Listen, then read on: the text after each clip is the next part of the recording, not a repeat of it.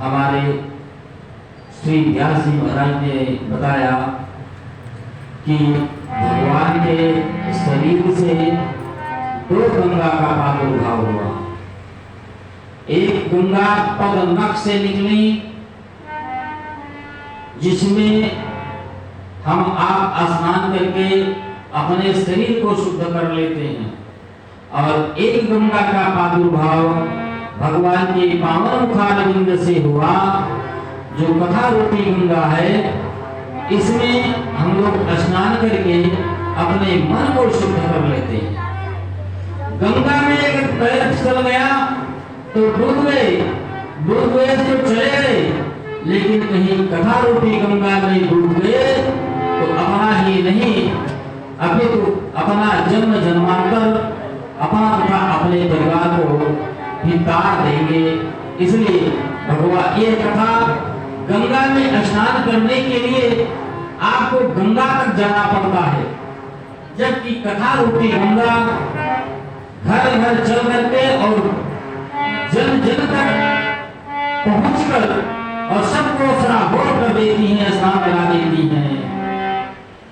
कथा रूपी गंगा जो चलता फिरता प्रयाग मात्र 7 दिन के लिए आपके क्षेत्र में आपके घर में उपस्थित हुआ, जबकि गंगा में स्नान करने के लिए आपको जाना पड़ेगा। देखिए कहा गया है सतयुग का जो मुख्य तीर्थ था, सतयुग में जो तीर्थवासी होते थे, तीर्थ करते थे,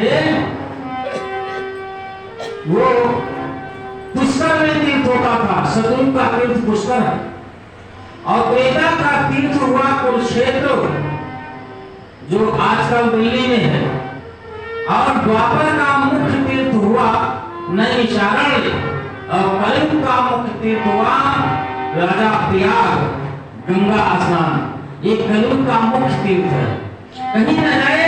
लेकिन यदि माघ मास में हम लोग गंगा स्नान कर लिए, समझ लो समस्त तीर्थ हो गए। ये कलयुग का मुख्य तीर्थ है। हर युग के तीर्थ अलग अलग हैं, हर युग के ऋषि अलग अलग हैं, और भाई हर युग के गणेश अलग अलग हैं।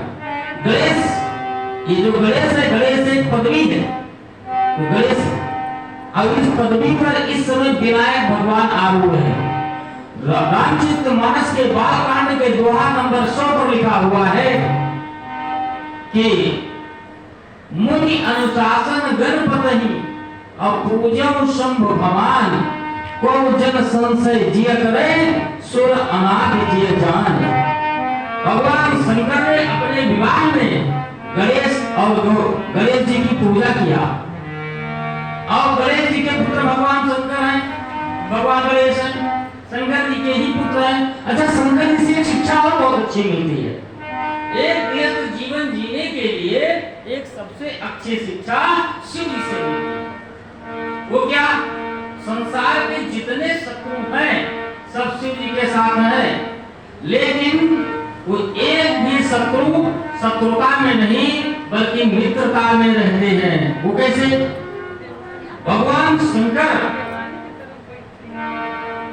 शंकर के जो गले का आभूषण है वो है सर्प, और भगवान गणेश का जो वाहन है ये है चूहा। यदि सर्प चूहे को पा जाए तो तुरंत द्वादशी का भंडारा करेगा, और भगवान कार्तिकेय का वाहन मोर, और भगवान शंकर का आभूषण सर्प, मोर ये सर्प को पा जाए सो खा जाएगा।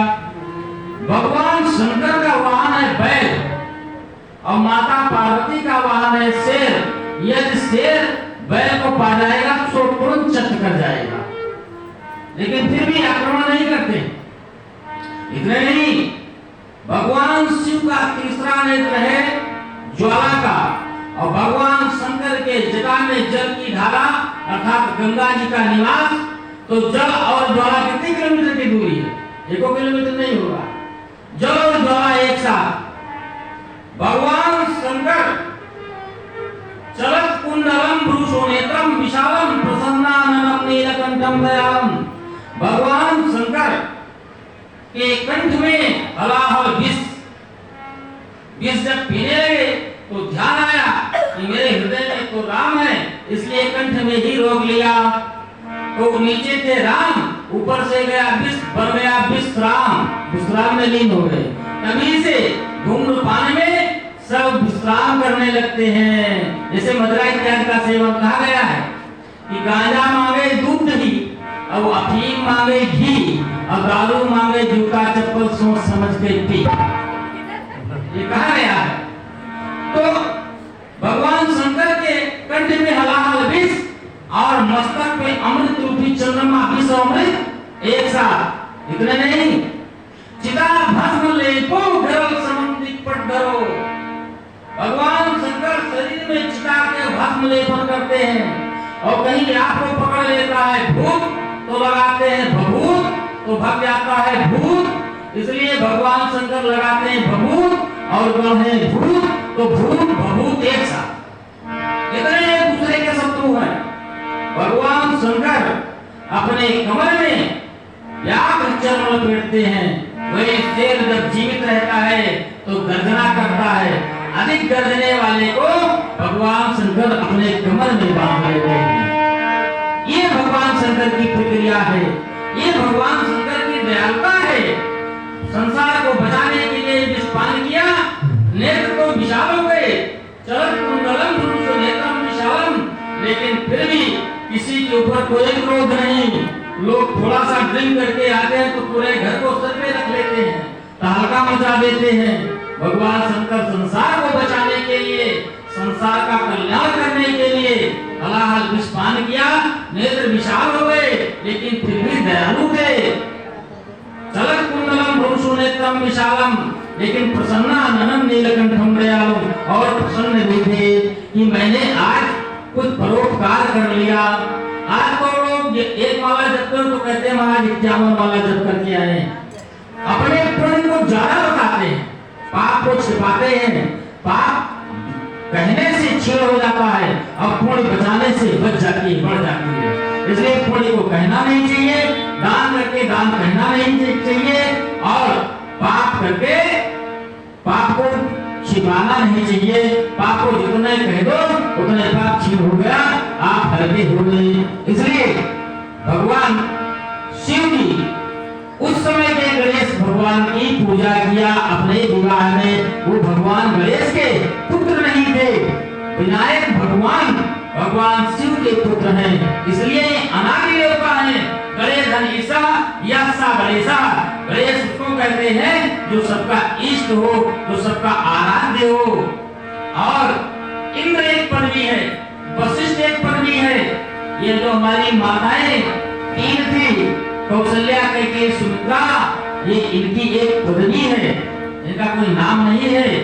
कैकेयी का नाम था रूप मल्लिका, रूप की रानी, बहुत सुंदर थी, इसलिए। और माता सुमित्रा ये चौक बहुत बढ़िया बनाती थी, इसलिए इनका नाम पड़ा था सुमित्रा।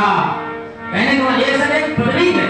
और नाम अभी भागवत महापुराण में श्री व्यास जी ने सबको बताया। दर्शन नामकरण की विधि हम लोग अभी सुनेंगे।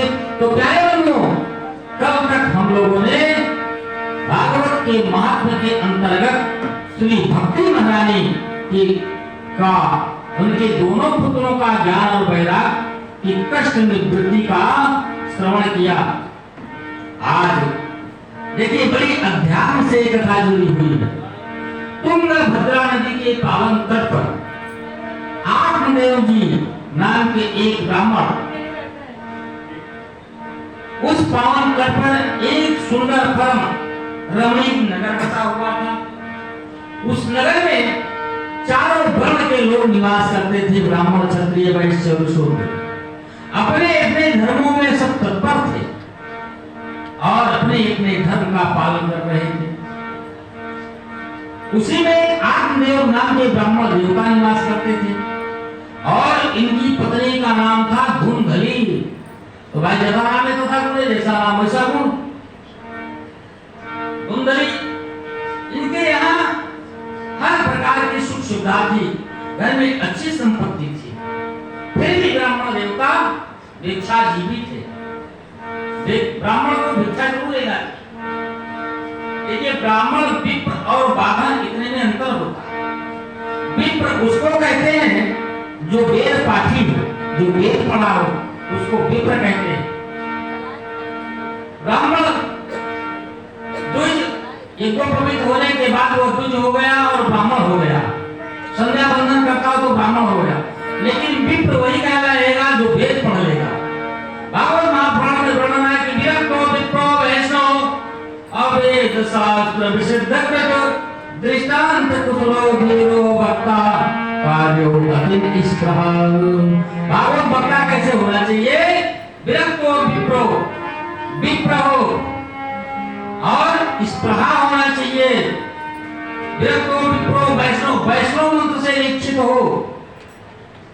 विप्रो वेद शास्त्र विशुद्धकृत, वेद शास्त्र को जानने वाला हो और दृष्टांत कुशलो धीरो भक्ता, दृष्टांत देने में कुशल हो। एक पुराण से दूसरे पुराण पर जाकर के समझाने की कला उसके अंदर अच्छी होनी चाहिए। इसलिए दृष्टांत देने में कुशल हो, दृष्टांत धीरो भक्ता और भक्ता हो। और कार्य होती निष्प्रह, अपने कार्य में दक्ष होना चाहिए। इतने नहीं, यदि उसको मंच पर 8 बजे आना तो 8:02 में हो आ जाएगा। अपने समय पर नियुक्त होना चाहिए, स्पृहा होना चाहिए और अपने कार्यों में दक्ष होना चाहिए। ऐसे भागवत वक्ता के लिए व्यास जी ने संकेत किया। आत्मदेव जी महाराज के पास सब कुछ था, घर में संपत्ति भी थी, फिर भी भिक्षा नहीं भी थे। भिक्षा लेकर के फिर भोजन करते थे तथा त्रिकाल संध्या बंदन करने वाले ब्राह्मण देवता थे। आत्मदेवा पूरे तस्मिन और सर्व वेद विशारदा, वेद शास्त्र में निपुण थे आत्मदेव जी महाराज। और इतने नहीं, द्वितीय भास्कर, उनके चेहरे पर इतना दिव्य तेज था कि दूसरे सूर्य के समान थे। अब ऐसा संकेत तो जीव आत्मा में ही मिलता है।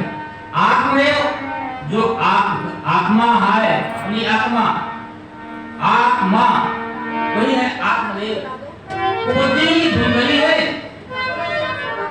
अब आत्मदेव जी महाराज परम ज्ञानी भी थे। आत्मदेव जी महाराज ने सोचा कि आप पुत्र जगन्नाथ नहीं ऊंचा, जिसके पुत्र नहीं होता उनकी गति नहीं होती है। इसलिए अब मेरी गति होनी नहीं है, मुझे पुत्र नहीं है। सब कुछ था घर में, लेकिन पुत्र एक संतान नहीं थी। तो आत्मदेव जी ने सोचा कि गति होनी नहीं है, इसलिए लाओ मैं जंगल में चला जाऊं और किसी हिंसक पशु के द्वारा मेरी मृत्यु हो जाएगी, शेर इत्यादि मुझे मार देंगे, मैं मृत्यु को प्राप्त हो जाऊंगा, तो भला मेरी मृत्यु हो जाएगी। और यदि मैं आत्महत्या करता हूँ, विष खाता हूँ, मैं अपने शरीर का त्याग करता हूँ, तो मुझे आत्महत्या का पाप लग जाएगा। इसलिए ऐसा सोच करके आत्मदेव जी महाराज घर छोड़ करके और वन की ओर चल पड़े। जब वन की ओर गए तो चलते चलते ये थक गए और उनको प्यास बहुत तेजी लग गई। तो आज जैसा तो वीआईपी बिस्लरी कहीं बिकता नहीं था या बोतल बैग में रख ले, वहाँ एक सरोवर था। उस सरोवर में जाकर के आचमन किया और जल ग्रहण किया और एक वृक्ष की छाया के नीचे आकर के श्री आत्मदेव जी महाराज बैठ गए।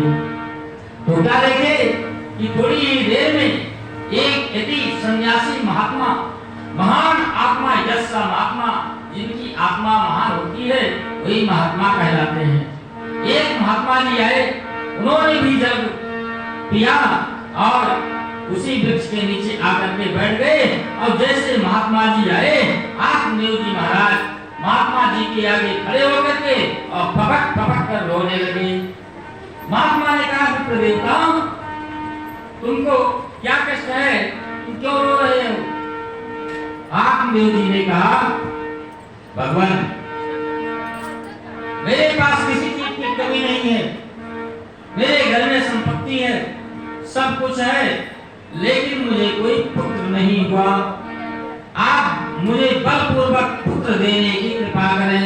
इतने नहीं महाराज, मैं जिस गऊ को पालता वो गाय बांझ हो जाती है, वो गौ भी बच्चा नहीं देती। महाराज यदि मैं फल लेकर जाता हूँ, अपनी फ्रिज में लगा देता हूँ, तो दूसरे दिन फल भी सड़ जाता है, वो फल भी मेरे घर में नहीं बचता, फ्रिज में लगा लगा सड़ जाता है।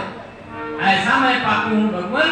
मेरे जो पितर हैं, मेरे पितर, मैं जो जलदान देता हूँ वो गर्म गर्म सांसों के साथ, गर्म जल के साथ, जिस प्रकार लोग कलयुग में चाय पीते हैं उस तरह आहें भर करके पी रहे हैं।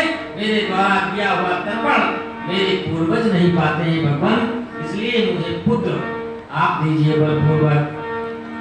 जब आत्मदेव जी महाराज का इस प्रकार हक महात्मा जी ने देखा तो महात्मा जी त्रिकालज्ञ थे, भूत भविष्य वर्तमान को जानते थे।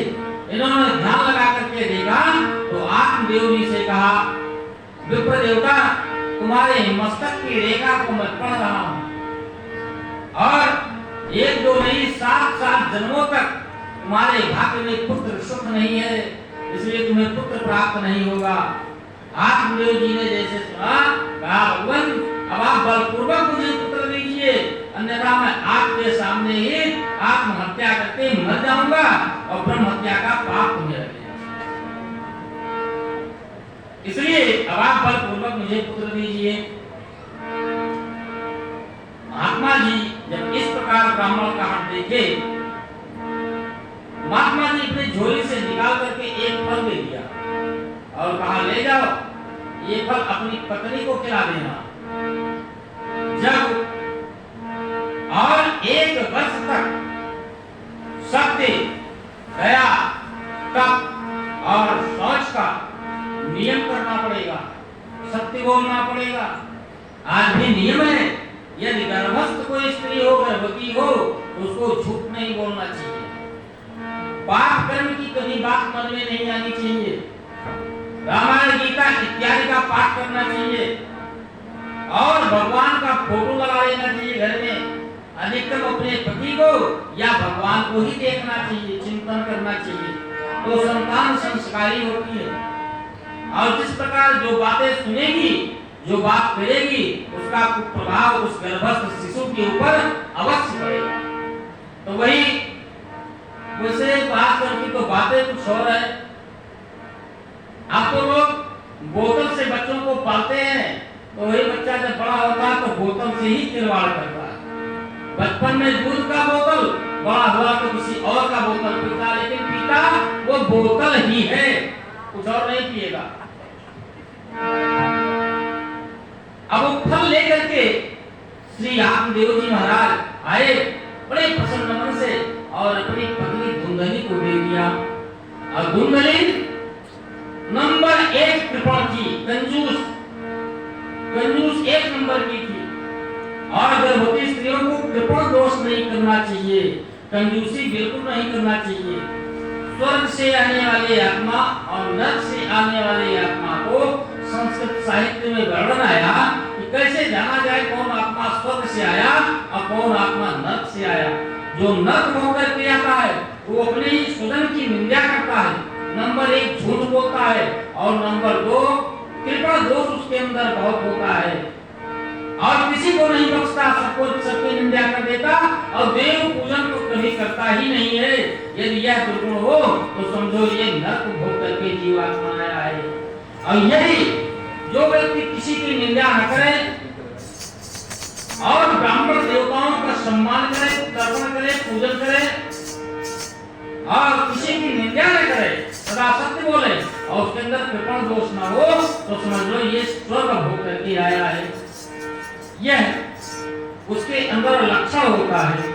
अब धुंधली तो हमेशा मनमानी काम करने वाली स्त्री थी, किसी अपनी बात पर अड़ जाना उसका स्वभाव था, उसके मुख से जो निकल जाए वही करना उसका स्वभाव था। लेकिन आत्मदेव जी महाराज परम विद्वान थे, इसलिए अपनी पत्नी से कुछ ज्यादा बोलते ही नहीं थे। वो जो कहते थे अक्सर सुन लेते थे, तर्क नहीं करते थे। क्यों? क्योंकि एक ने कही, एक ने मानी तो दोनों हो गए ब्रह्मज्ञानी, कभी झगड़ा होगा ही नहीं। एक कह दे और एक मान ले, ना करे अलग बात है, लेकिन उस समय मान लेना चाहिए, कभी भी बात नहीं होगा घर में। आत्मदेव जी महाराज फल लाके पत्नी को दे दिया और कहा, देवी हमारे धर्म में स्त्रियों को देवी की उपमा दी गई है। अन्य धर्मों में देवी की उपमा नहीं की, और मेरे धर्म में, सत्य सनातन धर्म में महिलाओं को देवी कहा गया है। कहा, देवी एक फल तुम ग्रहण करो, खा लो, और 1 वर्ष के भीतर तुम्हें पुत्र रत्न की प्राप्ति होगी। देखिए आत्मदेव जी का भाव, पुत्र कहते हैं। आज जिसके यहाँ पुत्र होता है वो कहता है कि मुझे लड़का हुआ, और जब वही लड़का बड़ा होता है तो अपने माता पिता से ही लड़ता है। अगर पुत्र कहेगा तो पुत्र नामक नर्क से रक्षा कर लेगा, लेकिन हम लोग लड़का कहते हैं तो वही लड़का है। तो कहेगा मतलब आत्मदेव जी महाराज फल दे दिया और स्वयं अपने कार्य में प्रसन्न हो गए और अपने कार्य में लग गए। कुंडली अपने मन की काम करने वाली कर्कशा स्त्री तुरंत कुछ ही क्षण में इसके घर में इसकी पड़ोसी नहीं। अब यह कहना शुरू कर दिया, अरे बहन, हमारे पति देव को किसी महात्मा ने एक फल दे दिया है और कहते हैं ये फल खा लो गर्भवती हो जाओ। अब बताओ, फल खाने से कोई गर्भ धारण करता है? और मैं यदि गर्भवती हो गई तो मेरा पेट निकल जाएगा, गांव में कहीं डाकुओं का भय हो जाएगा तो मैं भग नहीं पाऊंगी, भोजन भी कम कर पाऊंगी, पेट निकल जाएगा, और कहीं आग लग गई तो मुझे झुलस जाना पड़ेगा। इतना नहीं, यदि पेट निकल आया, मैंने प्रसव किया, उस समय मेरी ननद रानी आएंगी तो घर का सारा सामान चुरा ले जाएंगे। भागवत में व्यास ने शास्त्र वर्णन किया, घर में ननद रानी आई प्रसव काल में तो सारा सामान लेकर चली जाएंगी। इसलिए मैं नहीं बाबा, ये फल तो मैं रात नहीं खाऊंगी, नहीं तो मैं पेट से हो जाऊंगी। तब तक यह चर्चा हुई। अब पड़ोसी ने समझाया कि नहीं बहन, एक पुत्र की आवश्यकता है तो इसको खा ले और तुझे पुत्र मिल जाएगा। जब पड़ोसी की बात नहीं मानी और पड़ोसी तर्क से परेशान हो गई तो कहा, ठीक है, जो तेरी इच्छा वही कर। चली गई। कुछ दिनों के अंदर इसकी बहन आ गई, तो सब बहनें तो एक समान थी। जैसे इसकी बहन आई, इसने वही दुकान अपने बहन से कहा, तो कहा, बहन तू परेशान मत हो, इस फल को शिक्षा लेने के लिए, इसका प्रयोग करने के लिए तेरे घर पर बांझ गाय बंधी हुई है, तो इसको खिला दे। इस फल का टेस्ट भी हो जाएगा कि महात्माओं के फल में क्या ताकत होती है। और तू चिंता मत कर, तू घर में डुप्लीकेट पेट ला करके अपना पेट बढ़ा ले, और मैं गर्भवती हूँ, तुम बहाना मार देना कि मैं गर्भवती हूँ, मेरे पति के पास धन नहीं है, मैं पेट से हूँ, मुझे पुत्र हो जाएगा, ये लड़का मैं तुमको दे दूंगी और तुम उसके एवज में हमारे पति को कुछ धन दे देना। कुंडली तो यही चाहती थी कि प्रसव हमको ना करना पड़े और पुत्र मिल जाए। अब यही बात नहीं, बात बन हो गई, बात आगे बढ़ गई। कुंडली ने उस फल को गाय को खिला दिया, गाय भी गर्भवती हो गई। उधर उसकी बहन गर्भवती थी। समय आने पर सर्वप्रथम गौ के गर्भ से मनुष्याकार बच्चा, लेकिन कान उसके गौ के कान के समान थे। श्री गोकर्ण जी महाराज का जन्म होता है। बोले गोकर्ण जी महाराज की। और इसकी बहन को बेटा हुआ। रात्रि के अंधियारे में इसका बालोई धीरे से ला करके और उसको पुत्र दे दिया। जो लड़का जब इसके हाथ में आ गया, रोने लगा, तो आत्मदेव जी महाराज को सूचना दी गई कि कुंडली को पुत्र हुआ। आत्मदेव जी महाराज बहुत प्रसन्न हुए, ब्राह्मणों को बुला करके और बढ़िया शक्ति वाचन करवाया, जात कर्म संस्कार किया। देखिए, हम लोग नहीं जानते हैं, हमारी सनातन संस्कृति लोप हो रही है। जात कर्म संस्कार अति आवश्यक है। ये जन्म से 6 घंटे के भीतर जात कर्म संस्कार होता है। ये होने का नियम क्या है? इसमें कोई बड़ा वेद मंत्र नहीं है, मात्र किसी ब्राह्मण को बुला करके स्वस्थ वाचन हो जाए और स्वर्ण के धातु से, जैसे अंगूठी या सोने का कोई चीज शिशि हो उसे 3 बूंद शहद और 1 छोटा बूंद घी मिला करके और उस शिशि को नाल छेदन से पहले 3 बार महामृत्युंजय मंत्र से यदि सोने से वो मधु को शिशु को चटाया जाए तो जीवन भर उसकी मेधा शक्ति बड़ी तीव्र रहती है, बहुत ही तीव्र रहती है मेधा शक्ति। और कहीं गर्भ में गर्भवती स्त्री ने मलाया के चंदन को घिस करके और गऊ के दूध में मिला करके उसका पान किया, मात्र 3 महीना तक कर ले तो वह बालक दिव्य तेजधारी और सुंदर गोरा और परम बुद्धिमान, मुझसे शब्द नहीं निकलेगा उत्तर दे देगा, इतना परम तेजस्वी बालक होगा। यह नियम है शास्त्र का। जातक्रम संस्कार करवाया आपने महाराज और बहुत प्रसन्न हुए, तमाम दान दिया, लेकिन ध्यान रहे कि अपना अपना होता है। देखिए इनका पुत्र नहीं था, महात्मा का आशीर्वाद भी इस पर नहीं था। देखिए इसके जीवन में और श्री गोकर्ण जी के जीवन में कितना बड़ा अंतर है, महात्मा का प्रभाव कितना बड़ा हुआ। आत्मदेव जी महाराज ऐसा नाल छेदन से पहले सूतक भी नहीं लगता, जब तक नाल छेदन नहीं होगा तब तक सूतक नहीं लगता है। हवन भी हो सकती है देवताओं के लिए। कहा गया है कि व्रतबंधे विवाहे च और यजने मधुसूदने दुर्गाया पुत्र जन्मारो विवास न दृश्यते। उस समय अपनी बात की भी आवश्यकता नहीं होती है, देखने की हवन आराम से हो सकती है। और कहने का मतलब श्री आत्मदेव जी महाराज बहुत प्रसन्न हुए। अब यह नियम है कि जिस दिन बालक की बलि होती है उस दिन शास्त्रानुसार उसका नामकरण संस्कार होना चाहिए। नामकरण संस्कार अति आवश्यक है। जब आत्मदेव जी महाराज ब्राह्मणों को बुलवा करके पंचांग बुलवाया कि मेरा बालक इस नक्षत्र में हुआ है, नामकरण संस्कार होना चाहिए, तो धुंधली अड़ के सामने खड़ी हो गई, नहीं, नाम तुम नहीं रख सकते हो, 9 महीना तक गर्भ में मैंने रखा है, इसको प्रसव मैंने किया है, कष्ट मुझे उठाना पड़ा है, इसलिए इसका नाम, मेरा नाम धुंधली है तो इसका नाम धुंधकारी होगा। अपने नाम से मिलता जुलता नामकरण धुंधली ने किया। आत्मदेव जी महाराज परम ज्ञानी थे, ठीक है नाम रखो। देखिए नाम का बहुत बड़ा प्रभाव होता है। एक महात्मा जी कथा कह रहे थे और उस कथा के दौरान 2 बच्चों को साथ में और एक बच्चे को गोद में लेकर के एक माता जी आई और महात्मा जी से कहा, महात्मा जी मेरे इस बालक का नामकरण कर दो। महात्मा जी ने कहा इन दोनों का नामकरण हो गया? माता जी ने कहा हो गया। कहा क्या नाम है? बोली एक का नाम है अंजन, कहीं दूसरे का नाम है गंजन। तो कहा तीसरे का नामकरण हो गया माता जी? बोले क्या रखे? कहा एक का नाम अंजन, दूसरे का नाम गंजन, तीसरे का नाम रख दो लाल दंत मंजन।